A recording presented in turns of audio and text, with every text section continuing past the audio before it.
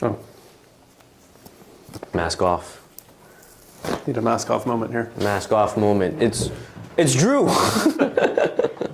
Welcome. Drew all along. It was old man Drew. I'm just kidding. Welcome back to Metropolis. It is November 30th, 2023. It's a nice 3 degrees today. It's not too cold. It's not too cold. Today on Metropolis, we are talking about hashtag Build the Loop, the new Montreal 2024 budget, the Front Commun strikes, the new Quebec Solidaire co-spokesperson that's been elected, and the war on Christmas. I'm joined today by Dru Oja Jay, publisher at The Breach and executive director of CUTV. I realized it was already on the other side. So, how are you doing today, Drew? Things are good. Yeah, delighted to be here. Yeah, terrific. Yeah, I'm happy you're delighted. Shall we get into this? Let's get into it. All right. Building the Loop. So the Loop, if some of you might have seen, it is a fantasy map, a sort of fantasy transit map. If you could get it on the screen. Now this went viral.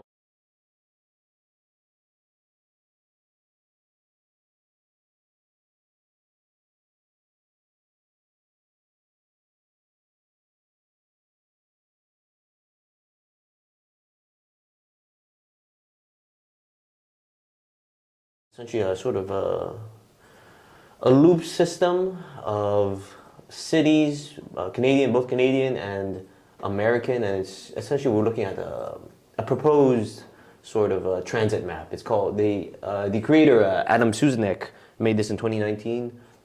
He calls it the Greater Northeast Corridor. So, for example, we have on this Greater Northeast Corridor, we have Montreal to Boston in 56 minutes, Boston to New York in 35 minutes, New York City to Philadelphia in 16 minutes, Philadelphia to Washington, D.C. in 21, Washington, D.C. to Detroit in 72, Detroit to Toronto in 34 minutes, Toronto to Montreal in 51 minutes. And so this would essentially be powered by a high-speed maglev train similar to the ones like the Shinkansen in Japan or the high-speed rail system in China. Drew, did you see this going viral? I did see it going viral. Yeah, it was all over Instagram and Twitter. Yeah. It's interesting. It's definitely I think it's really important to have these sort of especially in moments when these kind of things feel totally impossible. You actually have the most sort of prominent transportations so-called experts like Elon Musk actually actively working to undermine any kind of like high-speed rail, and was successful in undermining it by like hyping this totally non-existing thing called the Hyperloop. Right, I was going to use... was actually able to use that to like stop a not super high speed, but certainly higher speed rail project in California. It was Anaheim to San Francisco or something like that. It's a very busy corridor. So that's the kind of situation that we're in, right? Like we're even the sort of obvious rail projects that get proposed in North America sort of don't come to pass or are forever studied. Canada in the Windsor to Quebec City corridor has been like studying and making proposals for like decades. I mean, Michael Ignatieff was like flirting with the idea of like upgrading the rail system. He never became prime minister, but that's how long ago it was that we've been talking about this. Obviously, it goes back a decade before that even. So in that context of sort of futility, I think it's interesting and inspiring to think about like what could be. I guess the one thing that I would sort of take issue with is like the statement that's right here is this would literally destroy the North American airline industry, and I don't think it would, and I think that is precisely that kind of goes to the core, I think, of what I think is not the problem, but the sort of missing piece with things like this. I think it's really important for us to think about, okay, what does our sort of climate-friendly future look like? What does the future of like not having everybody stuck in cars on highways, and burning through our sort of ecological capacity at a totally unsustainable rate? look like. But if you're going to build the loop, I think you do have to destroy something else. I think you have to. I think it would start with private jets. Like you'd have to just phase those out completely. I don't want to get rid of mine though. No, okay. Well, you can keep yours, but in general, we should phase them out. We have to start taking steps to actually reduce emissions, not just create less emitting things, but actually reduce the existing emissions, and that's really the challenge. I mean, I think with both Trudeau and Trudeau and Biden, at the same time, you see there's plenty of investment in battery plants or like green infrastructure, but you don't see the concomitant commitment to reducing emissions in terms of like the amount of oil extraction that's happening, in terms of the amount of cars on the road. I mean, very, very slowly, and they tend to be very shy about that. So I think this is half of the sort of start of like our regional transportation vision that we need to think about. And you think the other half would be just reducing, like, let's say, the reliance on like cars and as well as like private jets and stuff like that. Yeah, I think you have to have a plan to do both. And the reason I say private jets is because I think we have to start with the uber consumer class, like the billionaire class that is just like their carbon emissions per capita are just off the charts. So I think you start by making an example of them, because otherwise it doesn't have any credibility. If you start charging people carbon taxes, we've seen the kind of backlash that happens from that. So clearly we need to build a lot of stuff. We need to like massively increase the transit capacity in general, like locally probably is the most important, but certainly interregionally. But we also have to find ways to reduce things. And I think the way you do that with credibility is you start with the ultra rich, the worst offenders. And then exactly, like you have to basically, I think, have the goal of eliminating short haul flights, and then eventually long haul. But domestic flights in Canada should be, if we had properly invested, if we'd taken the climate crisis seriously, we would be phasing those out. We would be at the tail end of phasing those out right now. We have a lot of catching up to do. Right. You don't think people are taking it seriously because those are still in place and they haven't really been decreased in their usage? No.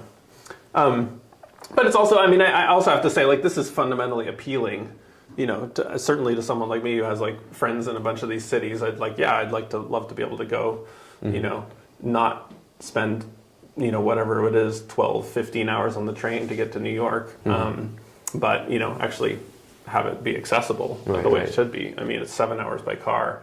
But yeah, we're the richest civilization in human history. We should have something like this, but we don't. There's something about that I think is interesting, right? We have this idea of I feel like when people look at this, they're tapping into their like the current kind of like scale of like time that they have to do these kinds of travels, right? I went to like DC earlier this month. I went to Boston as well, and it's like both of those are kind of like pretty like long drives. DC was like I think around like 12, 13 hours, right? And then this is kind of presenting an option where I can be there in like maybe like what is that? What would that be? Let me just do some quick math here. 2 hours to be in DC, right? And I think sounds good. And in my mind, that like decreases the kind of like just like time spent in between. But I do think there is this, because we're working from our current perspective and like everything is shrunk. I think there's things that people miss out on with this kind of thing. I think there's there's something where like there's this theory in I believe it's in like urban planning, or it's something like usually the amount of time people will travel, the maximum amount of time people will travel to like a workplace is something like an hour, right? Yeah. And so this makes it so there are entirely new kind of like populations that are now open to like labor markets in other cities, right? Yeah. And I find there's something about that would create an incredibly kind of different like dynamic. One that's like, I talk about this, but it's like incredibly hard to predict.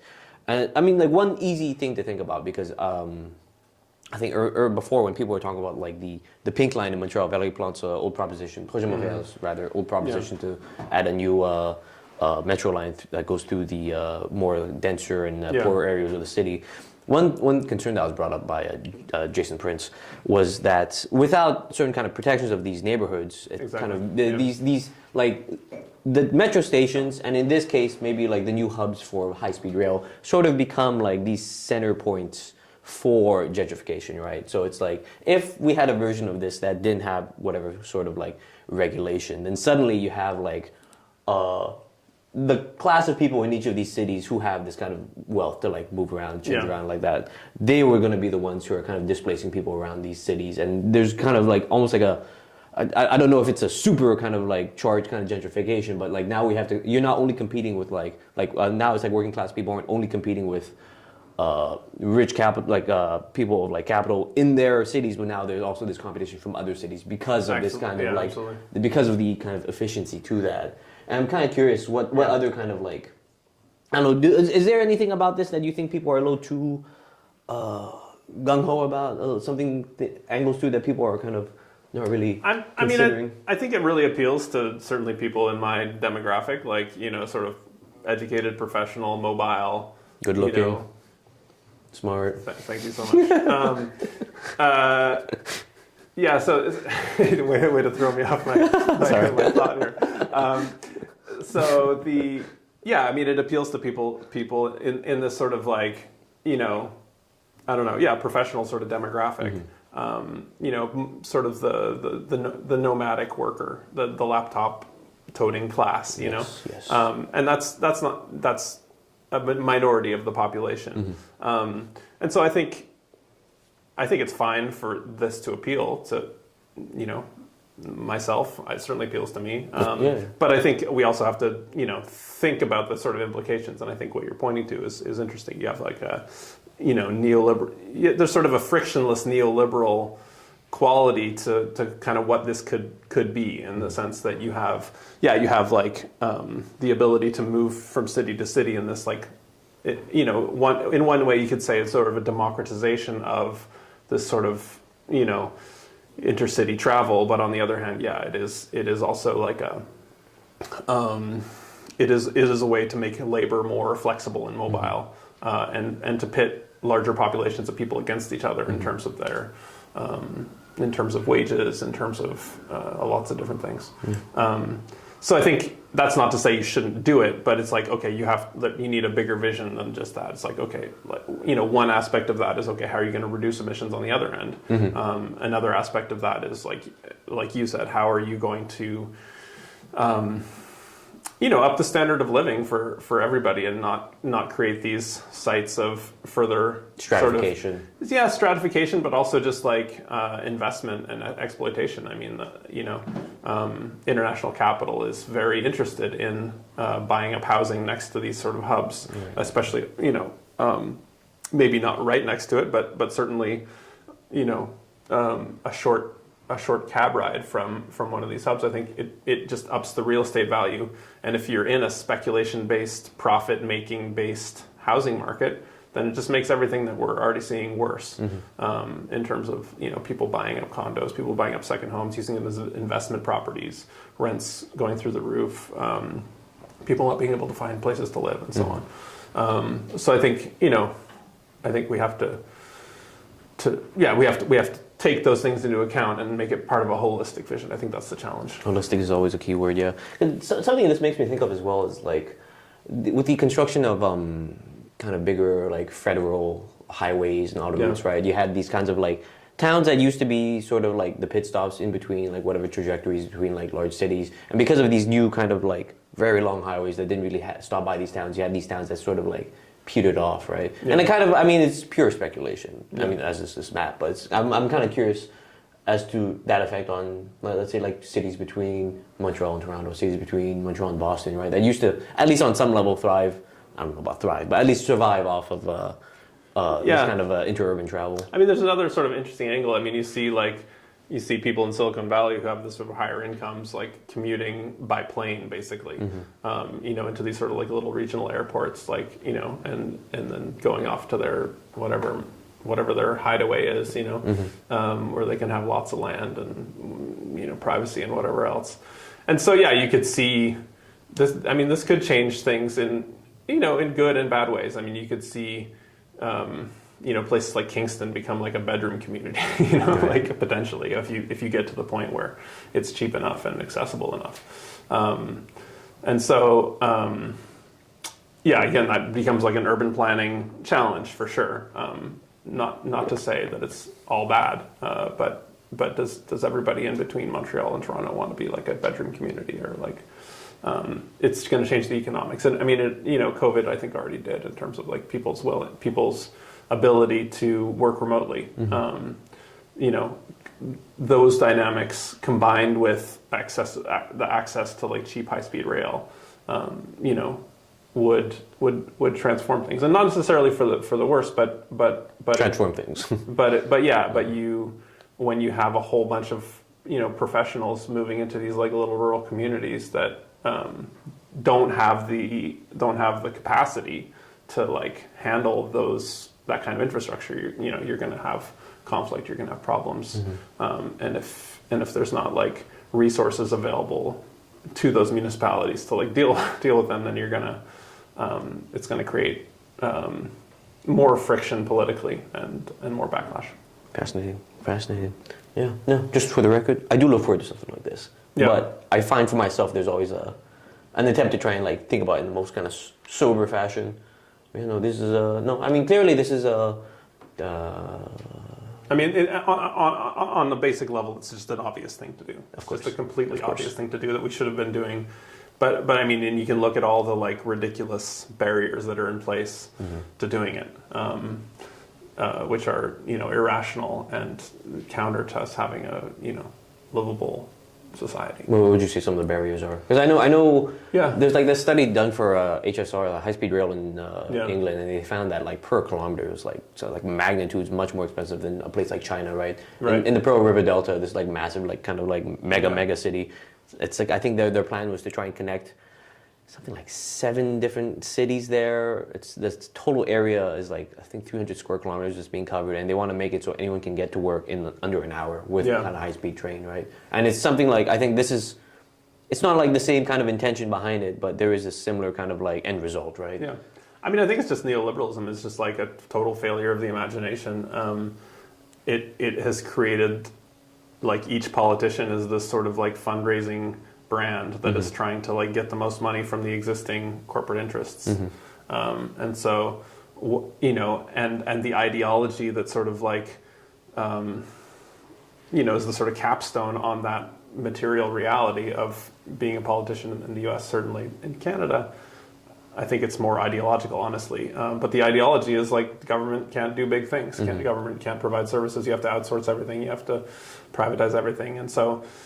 When you want to do big things, you end up something like the REM, where you put a ton of public money into something that is ultimately, a privately owned enterprise. Right. So for our listeners, the REM is the Réseau Express Metropolitain. It's kind of like this above ground. Say again? The one, the only. The one, the only. Not the band. What is it? It was funded mostly by, I believe, the Quebec Pension Fund, and there was a lot of kind of sketchy stuff with real estate developers who own properties near the proposed stops. Not the band, but if you learn the details of the REM, it will make you lose your religion. That's good. That's a good one. Right. What were we talking about just for now? The losing my religion thing made me lose my train of thought. Right? Another one.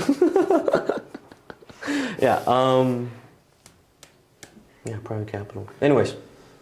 Next topic. The budget. The Montreal municipal budget for 2024. Close to $7 billion. I think Valérie Plante in the press ground was saying it's a light 3.5% increase. Could we get the article up?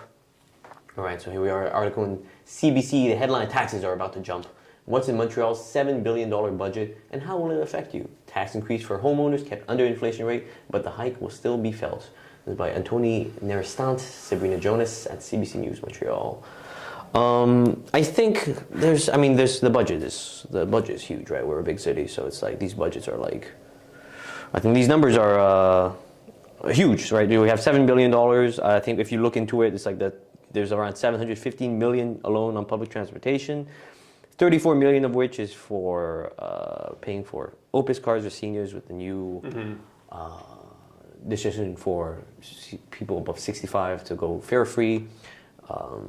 I think on other big numbers in it, we have 582 million over the next 10 years. Yes, so whenever they release these, they always make little adjustments to their like long-term forecast, so we see like a broader vision of what the city is planning. So 582 million over the next 10 years for affordable, social, and community housing.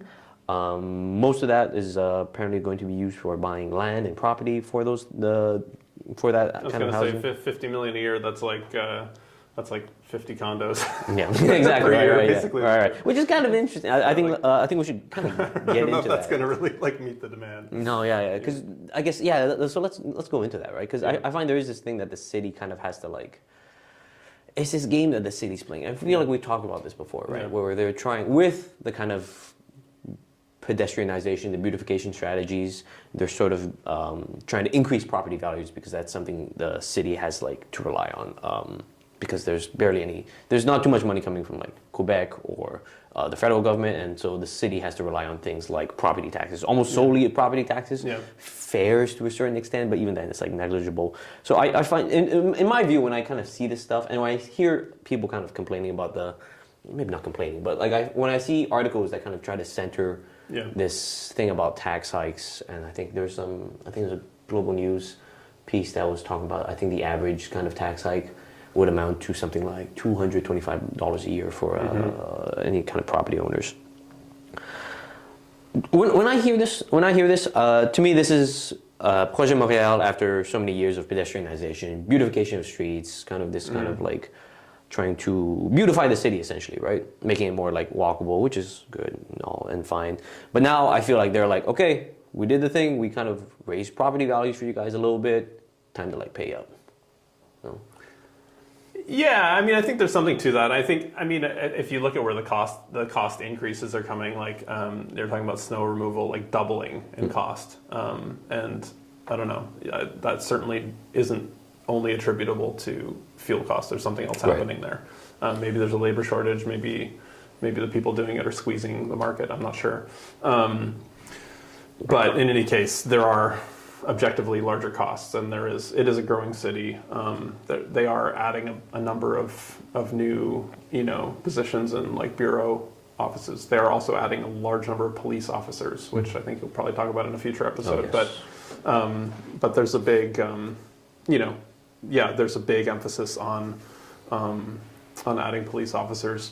I think the basic thing is like, if you raise taxes in an undifferentiated way in these various neighborhoods, like you're going to, it's regressive, right? Like you're going to, like landlords are just going to immediately pass that on to their tenants and rent, and probably add a little padding on for themselves. Mm-hmm.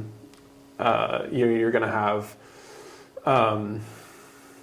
homeowners who are, not always doing great, especially if they've really scraped together like one of these giant down payments for these inflated housing prices recently. I mean, obviously, if you're bought a house in the 70s or 80s, you're fine. You're maybe not fine, but you're chilling. Yeah. But yeah, if you bought a house in the last like 10 years, I mean, oh my God, an extra little, if you're not wealthy, like you're an extra little couple percentage points on your taxes.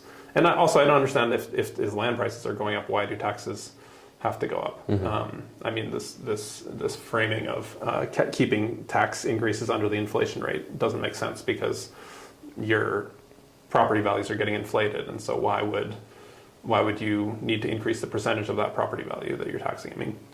So you think keep it at the same amount, but because property values go up, you're just going to get. If my property was worth $100,000 2 years ago, and then there's a 10% inflation, and just property values across the board go up 10%, then you don't, like, a 2% tax is going to go up by 10% in terms of the actual amount that I'm paying, right? So you don't need to actually increase the tax rate, is all I'm saying. That said, I think basically what we're seeing is that Projet Montréal is running a competent neoliberal city. I mean, that's I think, they're putting a lot of money into a lot of things. They're properly staffing certain things. They're building bike lanes. They're creating year-round Bixby service. They're plowing the bike lanes in the winter, so that usually they're the first to be plowed. Yeah, exactly. So they're fixing the roads. I mean, that's a big one. They're doing things like, Montreal roads were basically built by the mafia, and who was like massively skimping on the amount of concrete being put down and pocketing the difference, right? So that's why we have all these potholes, because of all the sort of corruption that happened in the previous generations, basically. So yeah, they are, unlike other administrations, trying to fix that. So again, a competent neoliberal administration, and what I'm saying, what makes them neoliberal, and they're also increasing the amount of buses and so on. And certainly not at the rate that we need to, but they are increasing it every year, which is good. But anyway, so I guess the way I would look at it is like, if you're going to tax everybody equally, that's a regressive tax, especially if you haven't done the obvious things like they could index parking fines to income. They could bring in a mansion tax. They could tax the increase of property values. That would actually keep housing prices relatively at least stabilized. Right, puts a little ceiling on them a little bit. Yeah, exactly. As opposed to using them as a speculative asset. Like if you are a a real estate investment trust or a Saudi prince, and you want to buy some condos in downtown Montreal. Yeah, just imagine. Yeah, I'm a Saudi prince. Ooh, St. Catherine, you say? I'm more interested in what it would be, what your experience would be like as a real estate investment trust. I think visualizing that would be a more challenging thing. But yeah, if you're buying an extra condo and the price is going up by like a larger percentage than the condo fees, then that's and you're basically making money and parking your money, and it's increasing in value. That's a thing that's happening quite a bit. Whether it's people buying, rich people buying second homes, that's a huge thing, or whether it's foreign investors is in the mix for sure. But then there's also real estate investment trusts who have these sort of tax loopholes that they're taking advantage of, and they're basically just giant pools of capital that are buying up housing, and so all these things are making housing less and less accessible to people without adding anything of value to the market.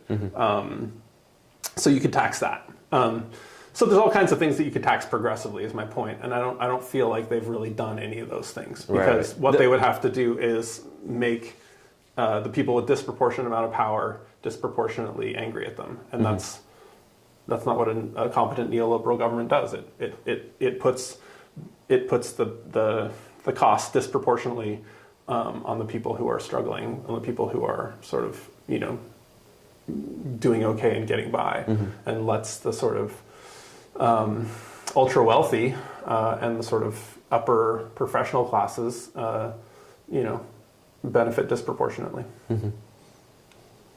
So those are my thoughts on the tax issue. Right. Yeah, I mean, there's, like you're saying, there's so much stuff to cover in this budget. I think it's like I guess this choice to raise the nice, we changed the slide. Nice. Yeah. So yeah, we can. Yeah, I was just gonna say the choice to actually like raise the taxes. Would you count that as? So you're saying it's them being bad neoliberals, or it's them being competent, right, because they're putting the burden on like whatever, like kind of like just broad swath of people rather than trying to be specific with progressive kind of it's like taxes. the old adage, like the rich and the poor are equally equal before the law, in the sense that they're banned from stealing bread or sleeping in tents, right? So so just heavy quotations on that. Yeah, so I mean, let's do a quick little look at this pie chart for the Montreal 2024 budget. So we have expenditures at $6.9937 billion rather. So yeah, it's reaching $7 billion.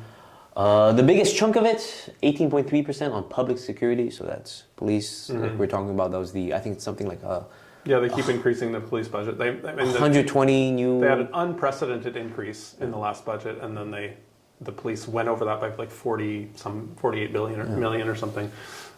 So that mostly goes unreported. I mean, it's really interesting listening to the sort of media coverage because they're just cheering on this like massive increase in the police force as if it's like the most important thing. And I think this comes down to like the basic tenor of like what we're talking about here. Right. Like, okay, you're running a competent neoliberal city, but it's also being emptied out by sort of the post-COVID reality of like telework and all these things.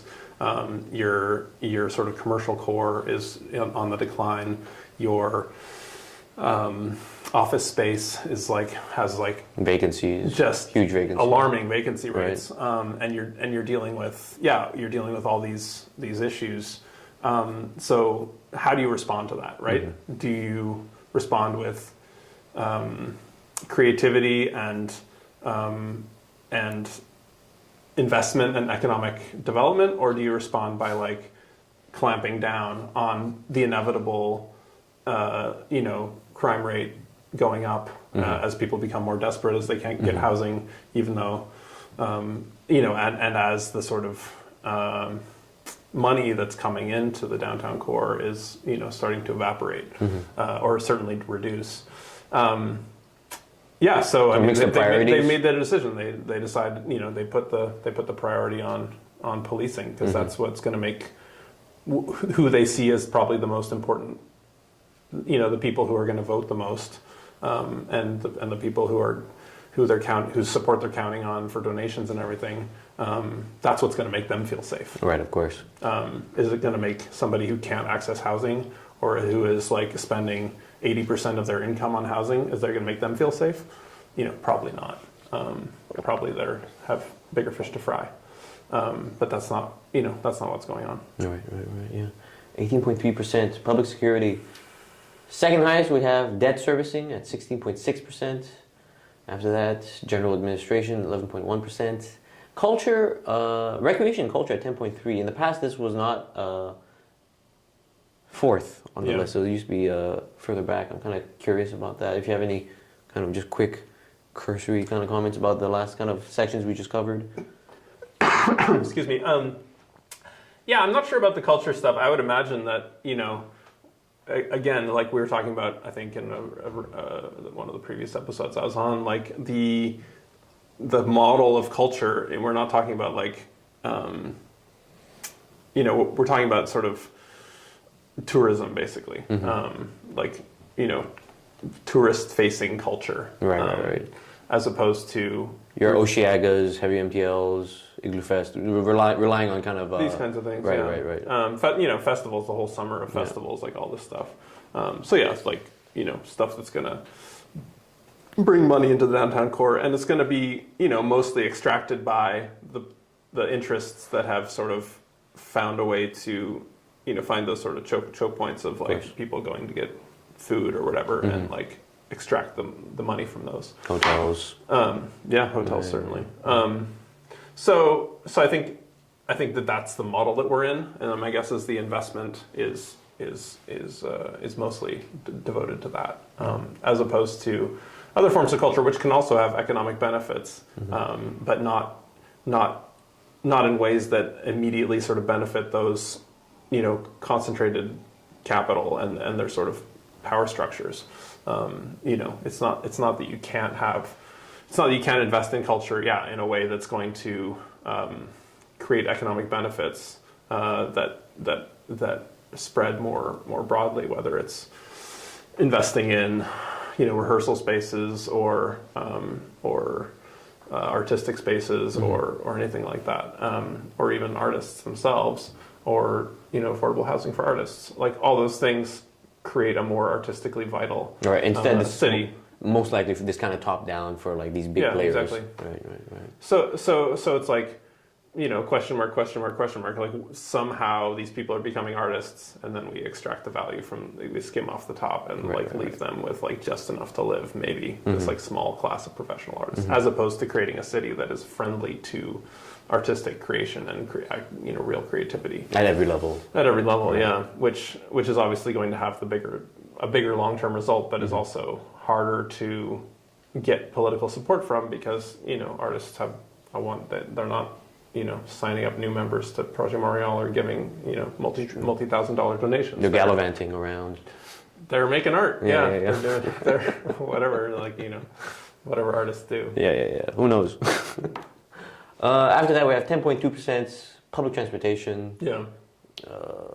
So the public transportation is Yeah. interesting. You were talking about how they're spending however many tens of millions. Was it 38 million? It was that 10.2% is 715 million on public transportation. Mm-hmm. 34. It's a large increase from the previous budget. 34 million of that is to buy Opus cards. to buy Opus cards for seniors because this was a campaign promise back in 2021 Yeah. to make the use of public transportation free for people above 65. So your thoughts on that? So yeah, I mean, I think like as a policy, making transit free for seniors, I think makes total sense. It's just that it should be a no-brainer, and certainly for youth as well, which I think they've done a little bit of. But the issue with taking this approach of like phasing in free public transit for particular groups is that you still have to like maintain all the billing, all the sort of like, you have to pay you're paying all these people like, near six-figure salaries to run around and harass people and ask them for their Opus card and scan it or whatever. So you have enforcement, and then you also, which has no real social value except that, it's ensuring that people are paying the cost, not the cost, but the ticket price. But then you also have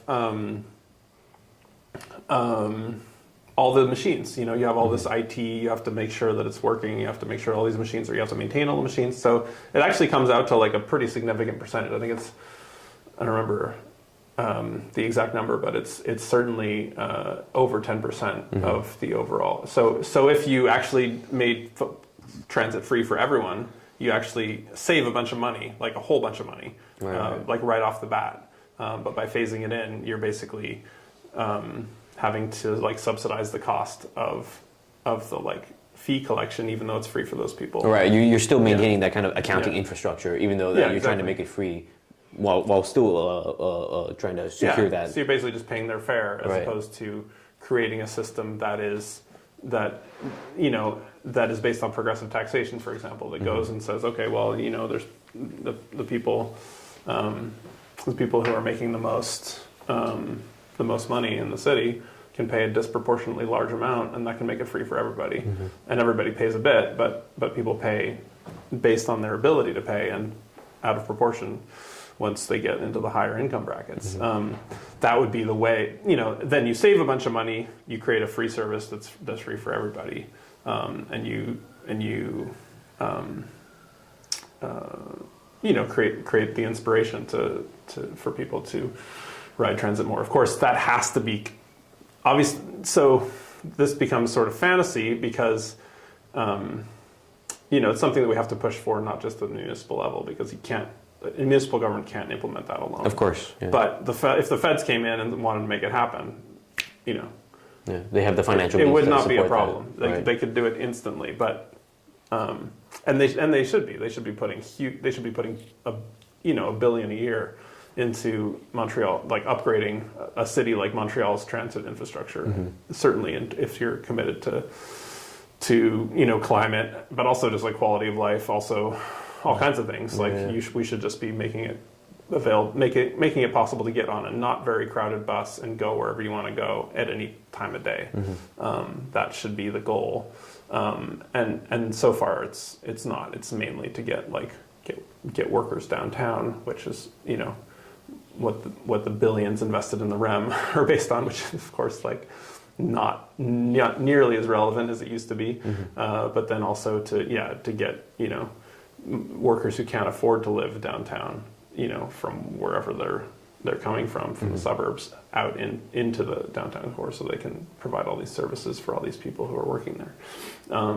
So that's really the model that we're looking at for transit. Whereas like we could, if we were able to get the sort of political will and resources happening at the federal level, and there's no reason a big city couldn't throw its weight around that way. But for a big city being the municipal players trying to advocate for that, or well, I mean, just the electors, Right, okay. if we stop, if the entire Western Montreal stopped voting in lockstep for the Liberal Party, it's a tall order. some interesting things could happen, right? But that's not what's happening at the moment. But or if they just put pressure on their elected representatives, those aren't the priorities that are being put forward by the people who have the time and energy and vision to approach their elected representatives and make demands. So it's not on the priority list. So, not shockingly. Yeah. It's interesting seeing this kind of. It's definitely an attempt by Projet Montréal, right, to start to appease some of the people who have been kind of like trying to go for this kind of like free public transportation, right? But instead of a full public transportation, they're going wave to the camera. This guy. But instead of going for that, they go for this kind of like piecemeal kind of like, okay, we can't do that, but we'll give you a bit. Yeah. And it's like. It's almost like what I guess in their mindset it's like there's some kind of compromise, but it's actually like the end result is almost worse because of it's like still like you're saying it still maintains that kind of accounting infrastructure. They still have to subsidize it. They're still paying for it. They're also cutting it. I mean, honestly, they're this is coming at the expense of the overall network. Like they're talking about closing metros earlier at 11 p.m., which is this is Montreal. Come on. Yeah. I mean, maybe it's a different city. I remember it. But let's look out the window. But no, I mean the idea that you would close the metro at 11 is just offensive in a city that of the with the sort of I don't know, reputation. Like we're talking about art. I mean, if you're going to a show and you have to like check out, you have to like leave the bar at 11, right? To get home. That's absurd. Right, or even earlier, right? If the metro's ending. I guess you'd have to leave at 10:30. But then if the nightlife still, what kind of nightlife are you gonna have? If the nightlife still continues, then it's like, how are people gonna get home? It's gonna be like they're still gonna need to get home. People still be on. It's gonna be relying on cars, right? Yeah, cars, Uber, buses, right, waiting. You're gonna be waiting in the cold, for like half an hour for a bus, to get home. I mean these are not the sort of. This is not dignifying. Again, what is one of the richest societies in the history of human civilization. Right now we're at 40 minutes. We gotta blaze through. Oh yeah, we went hard on we the really budget. did. All right, let's keep going. Speed round. So up next we go a bit over it. Up next we are talking about the Front commun strike. Yeah. So the Front commun is what I'm reading is the largest strike in in the history of the Canadian state. This is by John Clark, former OCAP organizers in Toronto.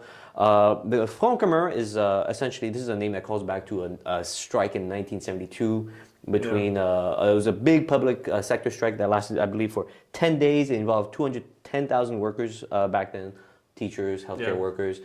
This time, they were calling that because right now I think when the strike began on November 23rd or the week of November 23rd, it was 566,000 people. Yeah. And they're saying, I think just yesterday, I believe, they announced the intention to extend the strike for another 7 days for 420,000 workers. They're saying this is this 10-day strike so far is the longest public sector strike in the last 50 years.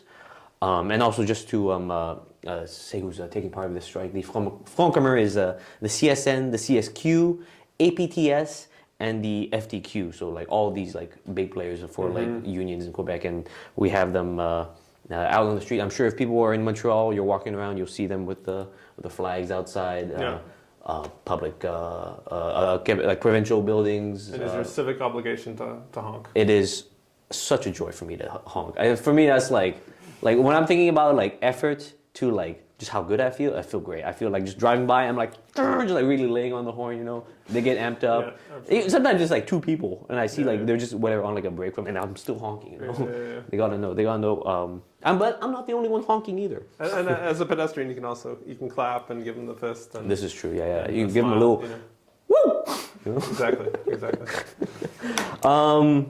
Speaking about honking and the support, huge public support for this. Yeah. You know, and I think Shocking in a good way. yeah. Because sometimes, like, I think, this is like, sometimes unions are concerned about like a certain disrupting whatever kind of like public life or disrupting kind of services, right? Because of like this idea of whatever might be a inconvenience. Sure. Citizen who is now not getting their services. But I think there's a Léger poll that came out that showed there's something like 71% of Quebecers polled were either were in support or in strong support of this strike, right? And I think it really shows, to me anyways, just the kind of level of support and sympathy people have with these kinds of workers. Yeah, I'm kind of curious as to other thoughts you have about this historic strike we're seeing. Yeah, I mean, obviously it shouldn't be necessary, but of course it is. Right. I mean, you have it really, I think, highlights the sort of deep contradictions of Quebec, Quebec politics. On the one hand, you have this just unprecedented level of support for effectively like deeply right-wing sort of paternalistic government, in François Legault in the last election, which was not that long ago. And then you have, so that's on the one hand, and I think that matches up with a sort of like, debased political imagination, a sort of a middle class aspiration, where you have, people see the $500 check that he's dangling from, they're like, cool, that sounds good to me, I forgot about that. Yeah.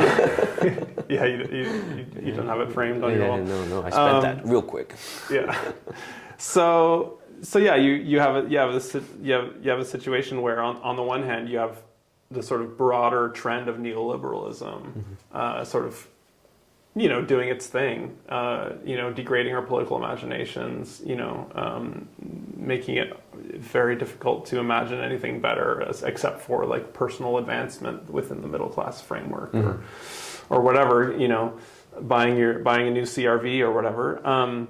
But on the other hand, you have a culture, a political culture that's formed without, for decades, for a century, more, without a political elite, without an economic elite.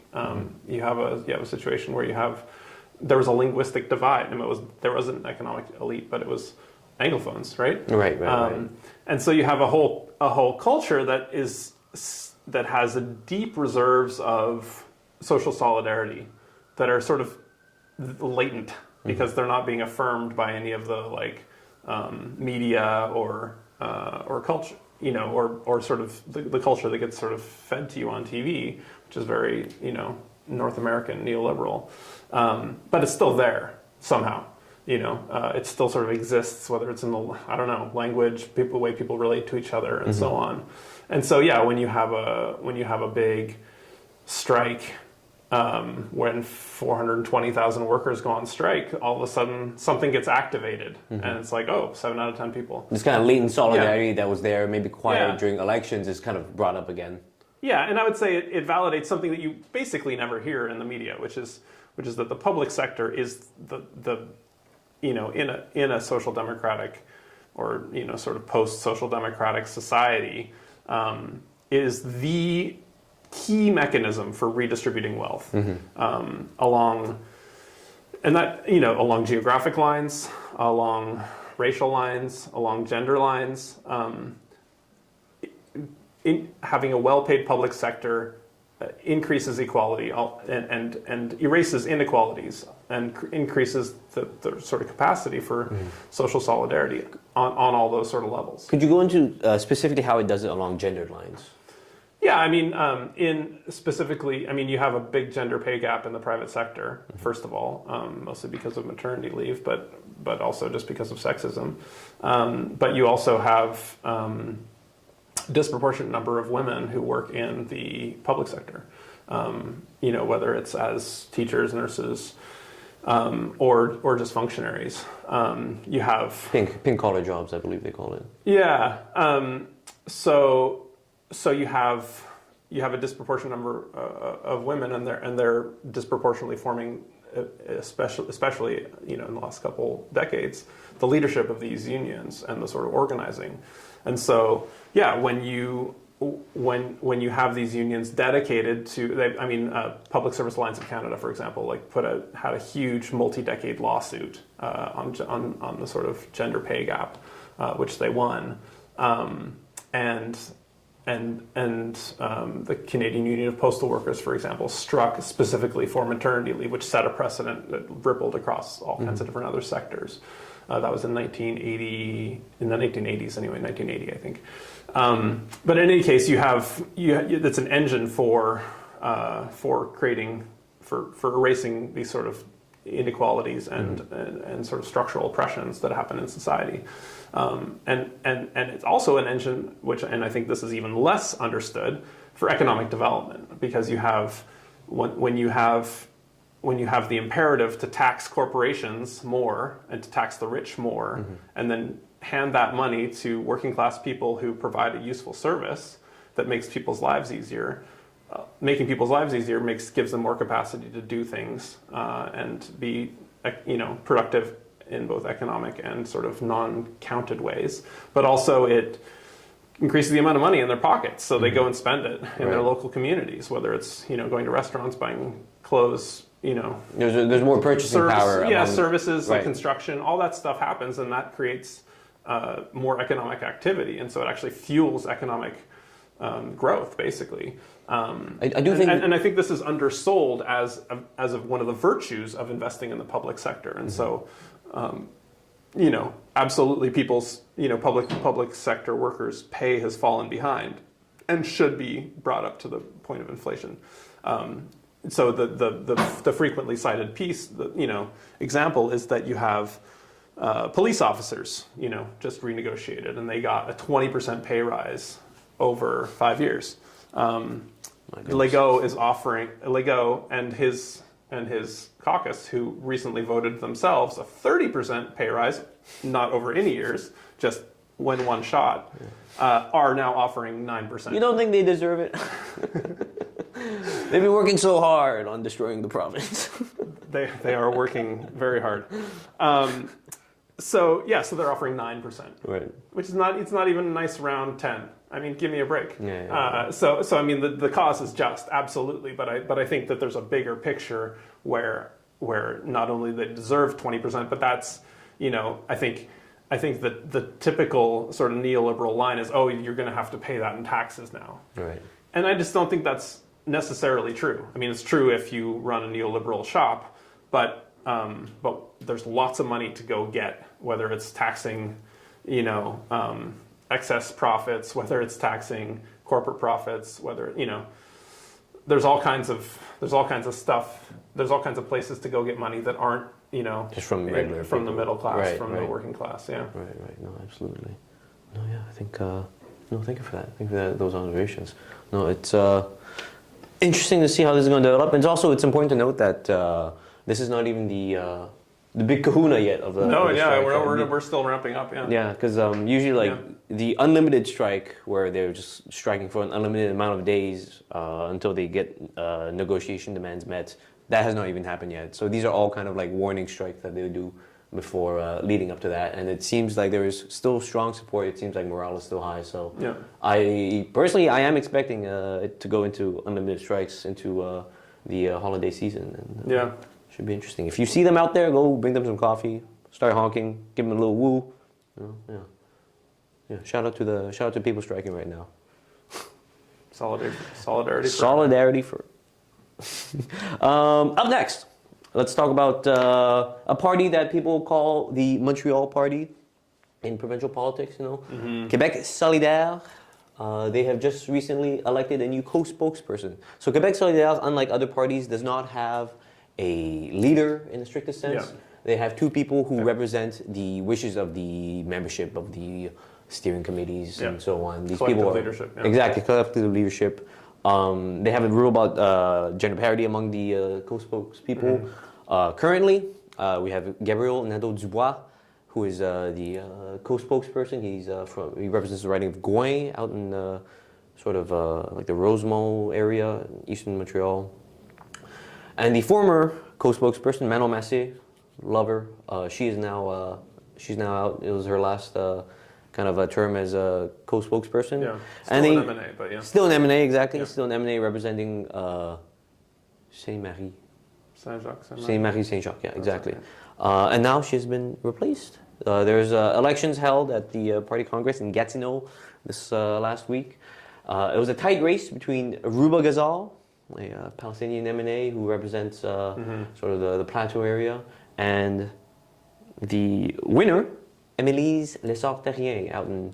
she's a former M&A from Abitibi-Témiscamingue, sort of a mining community, rural, regional, right next to the border of Ontario, kind of not too far from Timmins, sort of like right. I think Val d'Or is a part of it, but like sort of in that kind of like northern region. And curious as to your thoughts about this new co-spokesperson. I have so many thoughts, but That's good for the show. I will try to parse them properly.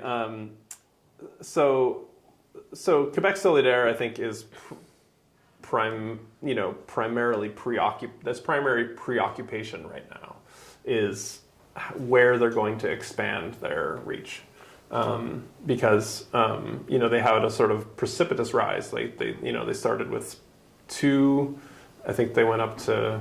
Anyway, I don't remember, but they added. It was in every election they kept adding. Yeah, it went from 2 to 3 to 9, and then now I believe they're at 12. Yeah, exactly. So I think what they say is they've hit the platform, they've hit the ceiling. In the last election specifically, I think they lost a seat, they gained a few others, and I think that they've gone. Yeah, they've taken a strategy of basically going hard on this, emphasizing sovereignty, and they've really tried to like lock down the sovereigntist vote, and that's it seems has significantly backfired. I mean, I think it did. I think it did seem like a brilliant move, in the 2018 election when they made those big gains outside of Montreal. They also won in Abitibi-Témiscamingue, which is Émilie's Lessard-Terrien.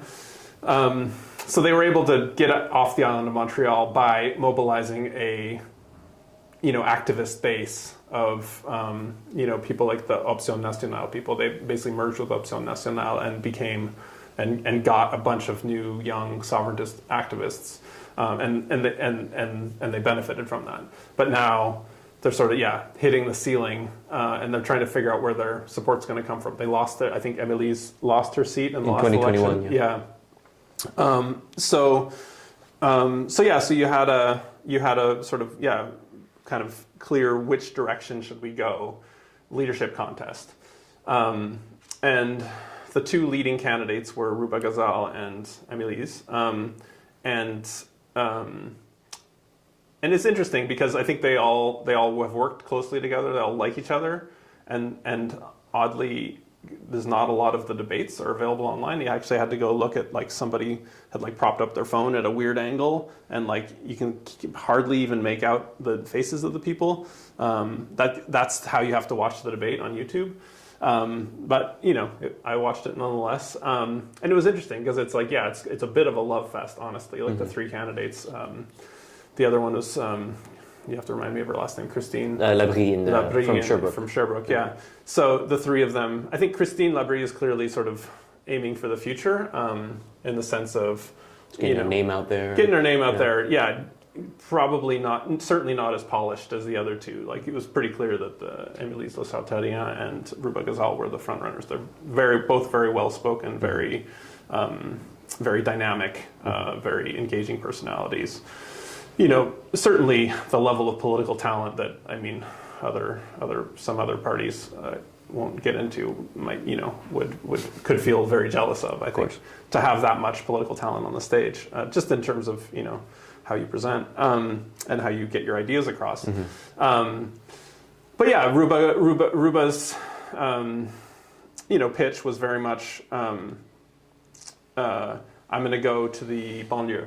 I'm gonna go get new. I'm gonna connect to people in the suburbs. Right. She grew up in Laval. Because I'm a child of the suburbs. She says, and it was also like a pretty heavy emphasis on like the sort of isms, the sovereignism, feminism, and a few other things.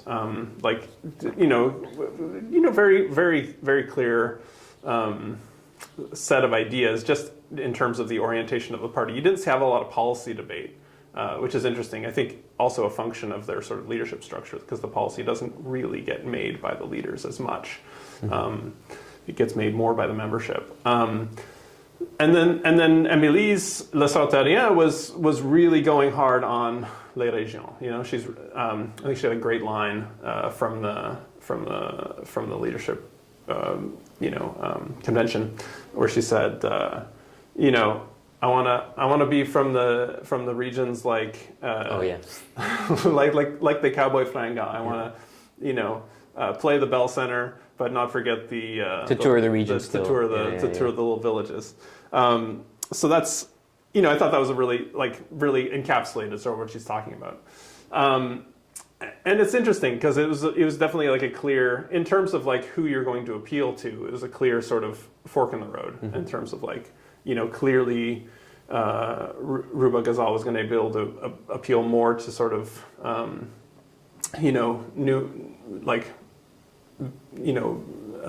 racialized immigrants, people who are sort of outsiders, and bring them into the sort of their sovereigntist project and sort of create an example of how that can happen on an individual level. And of course, Emily's is there, driving her Ford F-150. Food sovereignty activist, talking about, is she's a farmer. Yeah, exactly. Talking about getting people in the regions, in les régions, as they say, to understand why Quebec Solidaire is the better choice for them. And so the membership, by 3 delegate votes, chose Émily's Le Sauterien. And so I think, of course, since then it's sort of resurfaced. She had made news several years ago by complaining about the sort of accaparement de terre, the land grabs that were happening. And she was specifically sort of citing like Chinese predators that were coming in and buying up all the land in there. I think her quote is like, where I'm from, we call them predators. Yeah, exactly. Entre nous, so right. amongst ourselves, that gives it the sort of conspiratorial vibe.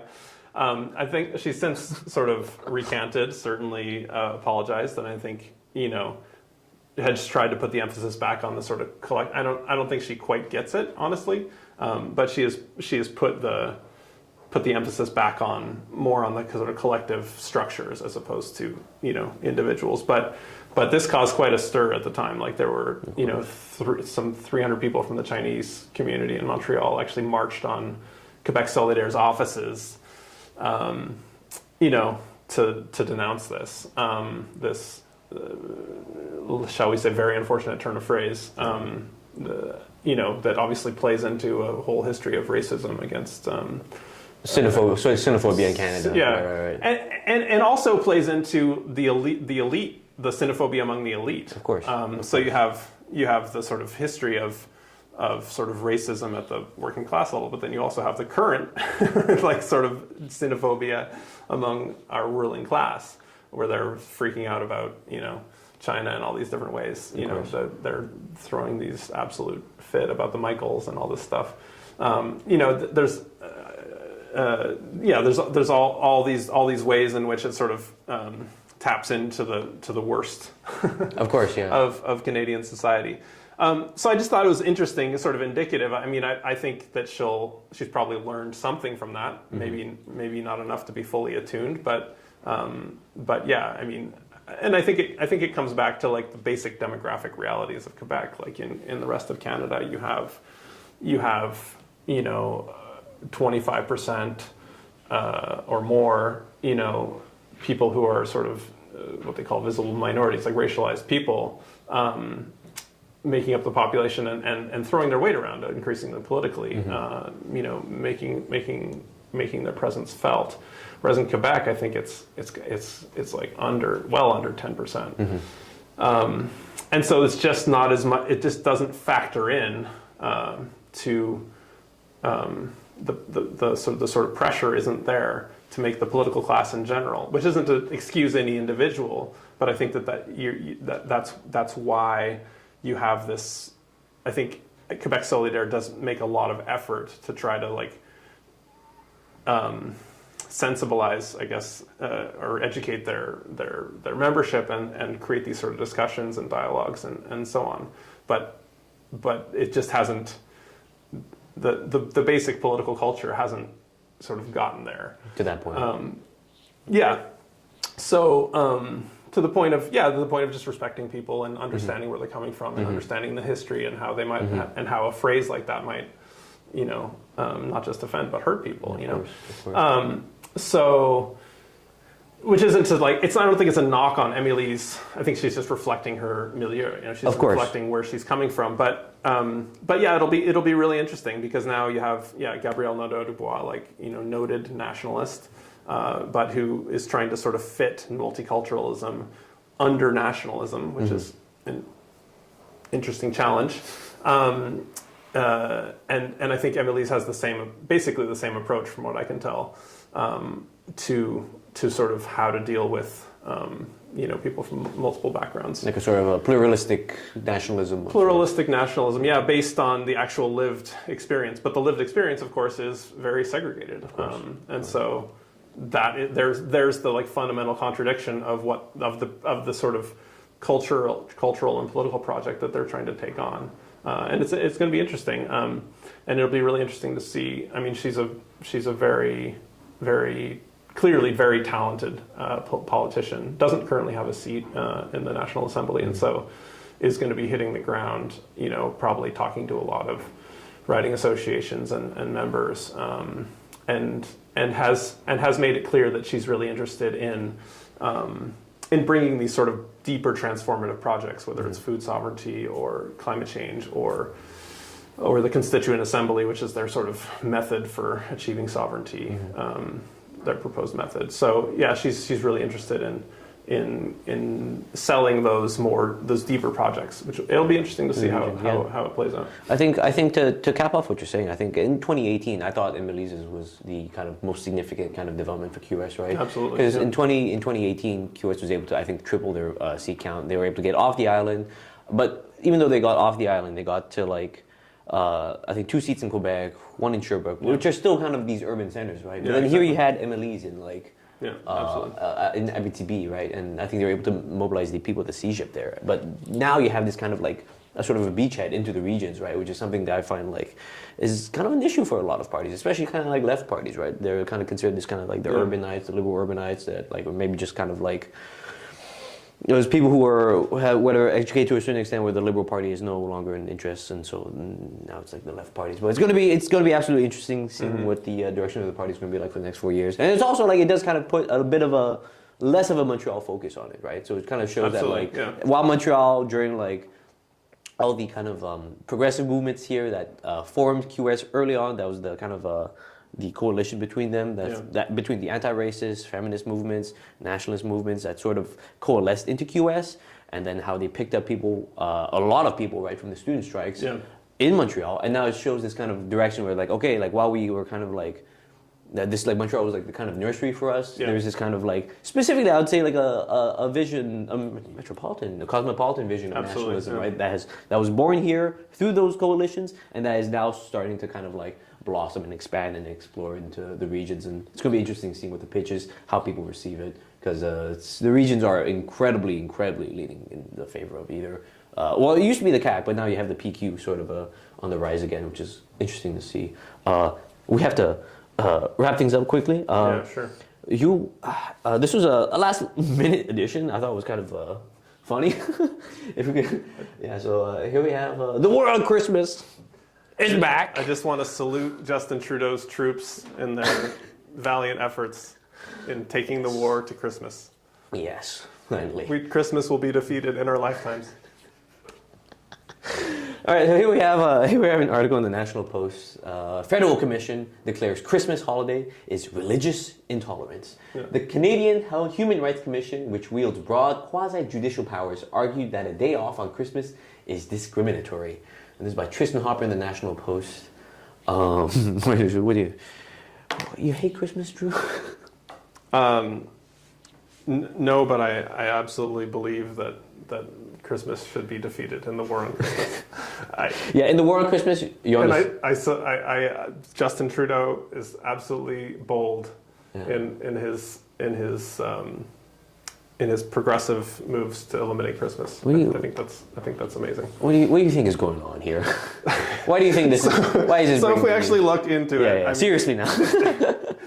It's extremely silly, but it has become sort of national news. So that's what makes it interesting. Is it's like, okay, basically you have a couple of like, medium to small size right-wing Twitter accounts that a week and a bit ago discovered, somebody either fed it to them or they discovered it somehow, or somebody mentioned it and they tweeted about it. But anyway, they discovered this statement on the Canadian Human Rights Commission's website that says, people, basically states the obvious. Like, people get time off for Christmas, but people from other religions have to ask for that time off, for their... it's not automatic. For their holy days, right, yeah. Right. They have to put more effort. Exactly. And, it's not always possible and so on. People schedule things and there's no recognition. So they basically say that, and then they say there's actually been quite a history of imposing Christianity on people.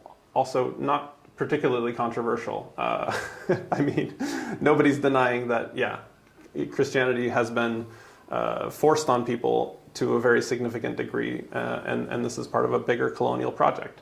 And the statement basically says that. And I think there's maybe like one bridging sentence that sort of puts those two things together. So the implication, maybe I didn't read it thoroughly enough, but there's no immediate policy conclusion, like, oh, we should get rid of Christmas. Right. But anyway, these right-wing Twitter accounts... We need to kill Santa Claus. dug out this sentence, quoted it on Twitter. 2 or 3 days later, it shows up in a National Post column. Our illustrious hedge fund, U.S. New Jersey hedge fund-owned press network, pays people a lot of money. Pays Tristan Hopper a nice salary to dig these things up on Twitter and make them into a national news. So that's where you get this. And then you have the Legault government. Not just that, but it was pretty unanimous in the National Assembly. Yeah. Sure. In support of Legault's decision. Yeah. So Legault comes and says, "Oh, well, we are going to fight back in the war on Christmas." And this is perfect because, as we just said, like 7 out of 10 people are, 7 out of 10 people are supporting not his side. Like it's like 20% who back him in his like attempt to like break, make public sector workers like take a pay cut. And so what better kind of distraction from that than to fight back valiantly in the war on Christmas? Yeah. And why wouldn't he take that served up on a platter by the National Post? So now, there's a whole news cycle about Quebec's brave support of Christmas. Brave support of Christmas. Right. It's great. I love that from a government that says they're like trying to separate church and state, and here they are, be like, no, we need this. But I also love that it's sort of again, it's like religious minorities are probably like a much smaller proportion overall of Quebec's. So we're getting into it sort of ties together two topics here. We just talked about Legault's sort of waning popularity and the sort of dynamism of Quebec political culture, in the sense that they've just yanked the rug out from under him in terms of support. But then you also have QS, which is reflecting, I think, just the obviousness that Christmas is something that everybody celebrates. Mm-hmm. I don't know how QS voted, but I think Émilie Lessard-Therrien's like comments about Chinese predators are in that same vein of like of this just sort of ignorance, you know, like, you know, if you live in Montreal, you probably have friends who don't celebrate Christmas or eat Chinese food or do whatever they do instead. There you go. That's 2 for 2. I was actually going to ask you, what's your experience of this, of Christmas? Because, yeah, I mean, I think if you live in a multicultural society, which most Quebecers do not, you know, it's obvious that Christmas is this kind of weird, like, okay, it's a stat holiday, but it's also a commercial holiday, but it's also this, you know, baby Jesus, and everyone else is, and everyone who's not steeped in that is kind of like, okay, you know. I don't know. You tell me, how do you relate to Christmas? So listen, growing up,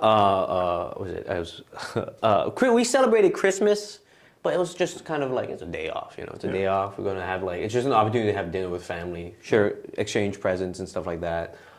That's really the extent of it, you know. Yeah. I think I still am kind of a believer in whatever kind of like holiday spirit in this time of like whatever, like sharing and like feasting, right? But like really on that kind of like on the broadest level of that, you know. Like if it wasn't Christmas and they called it something else, but it was still effectively we're sharing gifts and we're gonna like eating together. To me, that's what's the important part of it. Much less the actual like where like baby Jesus part and stuff like that. Like I remember specifically with like Santa. I mean, we lived in like an apartment, right? We didn't have a fireplace. And I was asking my mom when I was young, I was like, how does he get here? And my mom was like, he actually phases through the wall. And I was like, yeah, okay, yeah. So, I mean, I guess... So much for the chimney. Yeah. So there's always like parts of Christmas that didn't quite fit well into my life. But in the war on Christmas, I am joining the side of Christmas. Oh, wow. Okay. I am a believer of, maybe not the Legault's vision of it, but I do believe in the kind of like the spirit of the holidays. As the holiday season approaches, we'll have to have some more in-depth debates. Yeah, absolutely. Pro and con Christmas. Absolutely. I think it's going to be it for this episode, Drew.